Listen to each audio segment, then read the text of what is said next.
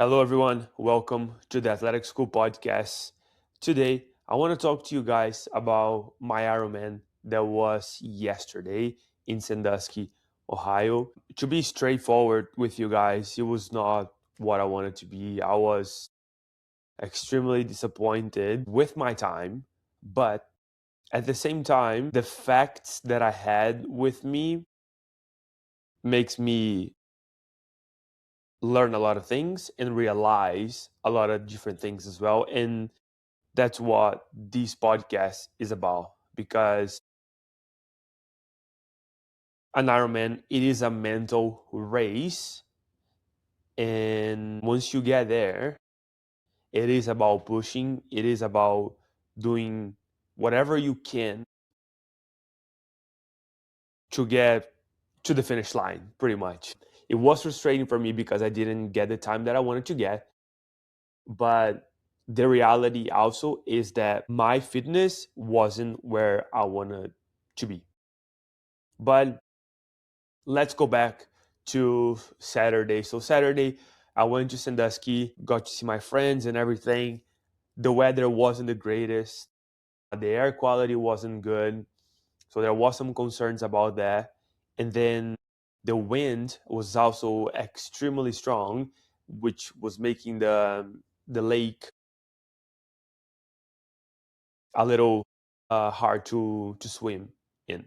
Therefore, on Saturday, the conditions started to get a little bit better, and it was supposed to be even better on Sunday, but the wind didn't help. And in the morning of the Ironman, I think it was around 5 a.m. I woke up at 4:30. At 5 a.m., as I was eating breakfast, the swim got canceled. So I think for me, there was a lot of mental parts going on because at the end of the day, like I know that doing an Ironman, it's a huge thing. And doing all the three, it's what truly matters, especially in Sandusky, where the medal, it's people jumping from the ferry. And if there's no swim, it kind of hurts the purpose of it. It's not a triathlon anymore. So that was upsetting. But again, I couldn't control that. Therefore, I had to go still and go for the bike and go for the run. It almost felt like no matter what, it would be an incomplete race, an incomplete event. I feel like I wasn't gonna get fulfilled at all. And I had a lot of friends there as well, so I felt like it was a different environment. The first time I did the Ironman, I wasn't going for a time or anything like that, but this time I was trying to beat my previous time. Therefore, there was a little bit of mental pressure on myself from myself in order to get a better time. And as much as I had support from my friends and family there, I still think that those things played a role in my subconscious because I wanted to prove myself not only for me but for others as well. But anyways, the swim got canceled, and on Sunday I go to the bike. The strategy on the bike was to keep my heart rate on a decent spot. So around 145 beats per minute because I wanted to save my legs for the run, which I didn't do that last year when I did it. And when I got to the run, I was completely burned out and it was extremely hard.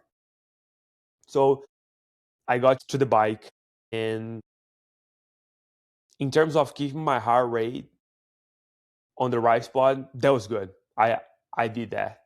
My time, of course, it went up a little bit because technically I was holding myself back a little bit because I wanted to save for the race, for the run. So I wasn't too worried about that.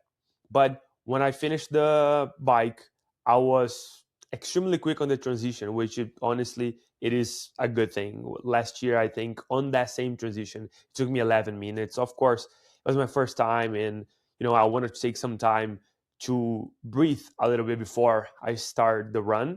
This time I knew what I had to do. I knew how everything worked. So it was only 3 minutes compared to 11 from the first time. So I get on the run, and the first 2 miles, I'm doing okay.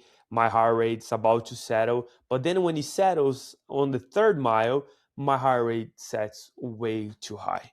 And I'm like, You gotta be kidding me. So I proceed to walk on every aid station to let my heart rate go back down and settle a little bit lower. But every time I started running, the heart rate would go back up to 70, maybe 68, 168, which that was not what I wanted to be. But I was able to keep up. I wasn't going fast at all because I was trying to keep my heart rate low so I could save to make sure I was able to do all of it. Anyways, it was that mental battle that, but I was happy with the discipline that I had in order to keep my cadence, which was a big thing for me on the run, and try to put my heart rate down, which at times I was able to, but at the end of the day, if you are not fit enough, you just can't. It's just not gonna work, and that's kind of what happened.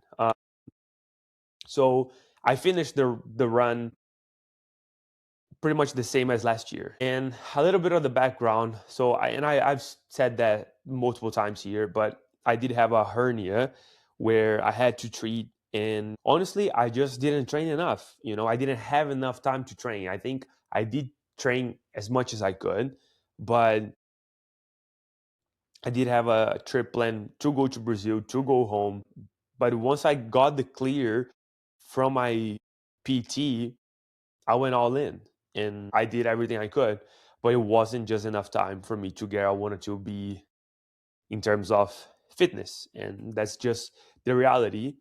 I think it is disappointing because, I was comparing myself to last year and I don't want to be at the same. But when I look at all the facts, it is complicated to be in a better spot because there's so many external events happening. And I think, oh, you gotta give you some grace and blah blah blah. And like, sure, I understand that, but I don't want you guys to go through that and use those facts as an excuse for you to be okay with not being better. So I think there's a balance there, and I think you have to be completely self-aware of everything. Don't feel sorry for yourself, but give yourself some grace as well. Why not? But, the last 7 kilometers, which I guess 2.5 miles or something like that, I was able to push more and more and more, which I was extremely happy about it. I wasn't feeling like I was dragging myself the whole race, which last year I did feel like I was dragging myself the whole time. Funny, but the last 2 miles, someone made a racist comment to me on the sidelines. I got extremely pissed off because I don't know, that doesn't happen to me very often. And it's such a good environment being an Ironman, everyone helping each other, everyone supporting each other. I love Sandusky, I love Ohio, but that just caught me off guard. The guy was, just watching and offering beer to people, and he made a very unhappy comment, and he was not bothered at all the fact that I called him out. He was actually laughing afterwards.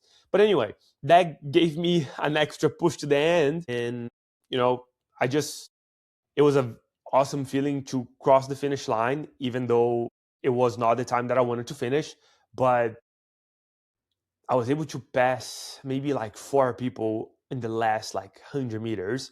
And that just felt fucking awesome, to be completely honest with you. And you can say whatever, but I'm sorry. I'm competitive. If I'm going to pass you, I'm going to feel good about it. But the whole reason I'm telling you this is because there were two competitions going on this weekend. One was the Ironman, the physical part of it, and the other one was the mental one. And as much as the clock doesn't lie, it also doesn't tell the full story either. Because if you look at the time, yes, it is not good, it is horrible, but it doesn't tell the whole story. And I think I am allowed to be proud of myself for finishing it and also be disappointed in the same sentence, in the same time. And some finish line feel like a loss when you cross them, but when you stop and when you realize what you just did, it's still good, you know? How many people I know that wouldn't be able to do half of what I did?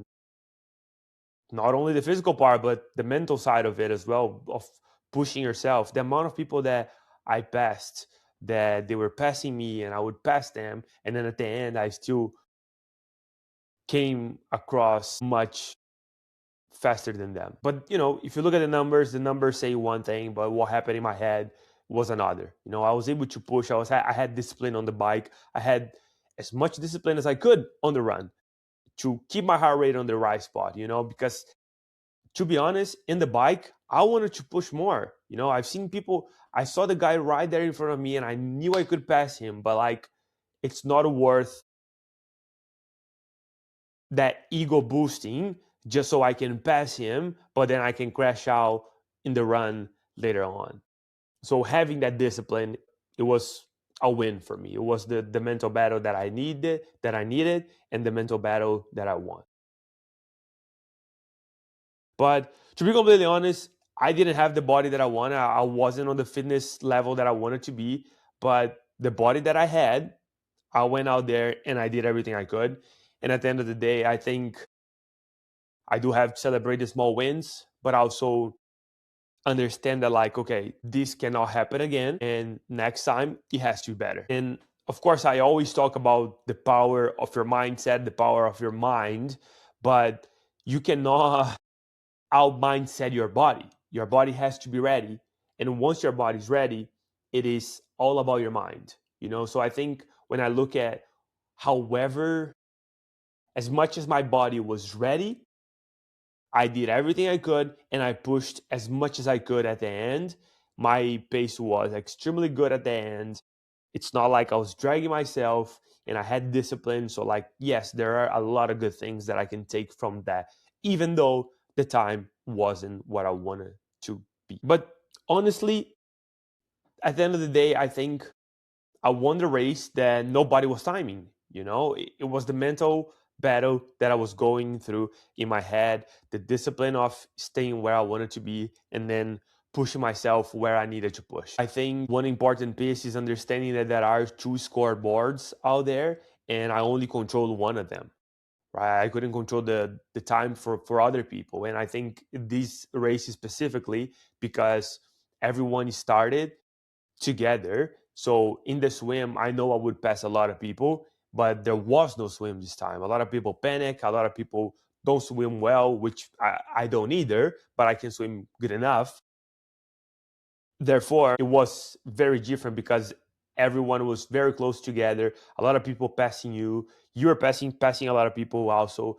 I was one of the last ones to start because my bib number was extremely high. So it was different. It was very different, but it's an experience that I'm gonna keep it so I can do better next time. And I love that quote where someone says, like, I never lose. I either win or I learn. And this time I definitely didn't win the physical battle that I was having, but I won the mental battle. But I also learned a lot of things that will help me win in the future, mentally and physically. You know, and another thing that I came across when realizing and digesting a lot of things about the race afterwards is that pushing correctly, it's not the same thing as pushing hard, you know, and just pushing hard, it's when you're not thinking about it. You're just pushing, pushing, pushing.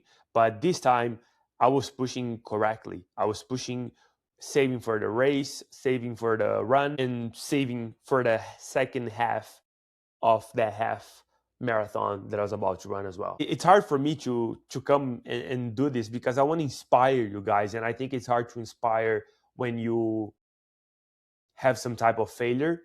But I want to help you guys understand that there's always many different ways to look at the same thing, and I think it's okay for you to look from that certain thing from different point of views and not necessarily have a conclusion about it. You know, it doesn't have to be yes or no. It could be yes, but no, or something like that, something along those lines. You know, it's okay for me to be disappointed, but also be happy with certain things because of all the facts that I had going on prior to the race, the time that I didn't have to train, but knowing that I did everything I could, and next time it will be better because I know what to do next. But if you take anything from this episode, I want you to take that you can lose on the clock, you can lose on the scoreboard, but you can still win the race, the game that actually matters, which it is the mental battle that you have inside your head. And understand that performance is temporary. What you prove to yourself isn't. I can change my performance for my next Ironman, but everything that I prove to myself that I'm capable of doing it, the talks that I had inside my head, the talks that I had with myself throughout the bike and throughout the run. And the thing about the inner game that we play is that nobody puts you on the scoreboard. So there is no scoreboard. It's either you win or you lose. And the reality is that I won the mental game this weekend, even though I didn't win in the scoreboard. Thanks for listening to this episode. I hope you can take something out of this. Hopefully you can find an inspiration and something that will help you on your life if you're playing sports or not. But don't forget, first you must win the mental battle. And this episode, it's sponsored by California Avocados Direct, the best creamy avocados you can find in the market, straight from their family farm in California. And honestly, it's just the best. I had avocados before and after the Ironman, and I'll always keep adding them to my meals. And it's just a super food. So if you want to check them out, head to their website and use the code The Athletic School for 10% off. I'll see you guys next time.